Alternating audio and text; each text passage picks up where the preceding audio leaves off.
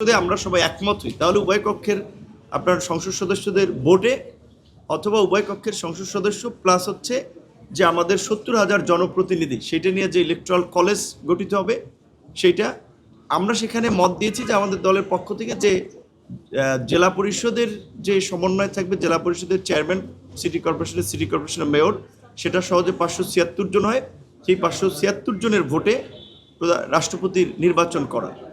প্রধানমন্ত্রীর বিষয়ে যেটি বারবার বলা হয়েছে এটি তো আপনারা জানেন যে অনেকদিন ধরে আলোচিত বিষয়, যেহেতু বাংলাদেশের রাষ্ট্রপতির বিধান আছে যে দুইবারের বেশি কেউ রাষ্ট্রপতি হতে পারে না।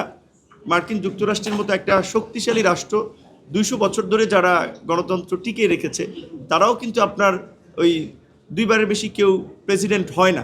আমরা এইখানে সেটি ইমপ্লিমেন্ট করার কথা বলেছি, যেহেতু বাংলাদেশের প্রেক্ষাপটে রাজনৈতিক দলগুলোর মধ্যেই ওই অর্থে গণতান্ত্রিক চর্চা প্রসারিত হয় নাই। সেজন্য আমরা বলেছি অবশ্যই এই ঐতিহাসিক প্রেক্ষাপটে যদি আমরা মৌলিক পরিবর্তনটা না করতে পারি ভবিষ্যতে কিন্তু সেটা সম্ভব হবে না। সেই জায়গায় আমরা শক্ত অবস্থান এটা যে অন্তত দুবারের বেশি কেউ প্রধানমন্ত্রী হতে পারবে না। এই বিষয়ে কিছু কিছু দলের আপত্তি থাকা কারণে এটা পেন্ডিং আছে। দ্বিতীয়ত যে রাষ্ট্রপতি নির্বাচনের প্রক্রিয়ার ক্ষেত্রে ঝুলে আছে যে তাহলে সংসদ কি দ্বিকক্ষ বিশিষ্ট হবে না এক কক্ষ বিশিষ্ট হবে।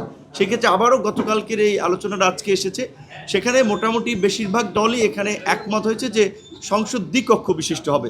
এবং দ্বিকক্ষ বিশিষ্ট হলে সেটা কি বর্তমানে এক্সিস্টিং সিস্টেমে ইলেকশন হবে নাকি প্রপোর্শনেট আপনার সংখ্যানুপাতিক ভোটের ভিত্তিতে এইখানে প্রতিনিধিত্ব নিশ্চিত হবে। সেজন্য আমরা যেহেতু বলেছি যে বাংলাদেশে দেখা গেছে ৩০-৩৫% ভোট নিয়ে কেউ সরকার গঠন করে, আবার তার ২-১% কম ভোট নিয়ে কেউ বিরোধী দলে থাকে, রাষ্ট্র পরিচালনায় কার্যত তাদের কোনো ভূমিকাই থাকে না।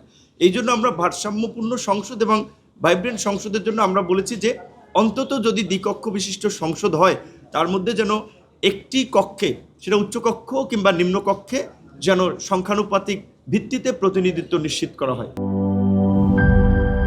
সানবিট সব দিবে সামাল। সানবিট ম্যাজিক প্রেস ডিশওয়াশিং এর মাথা ঘোরানো সলিউশন।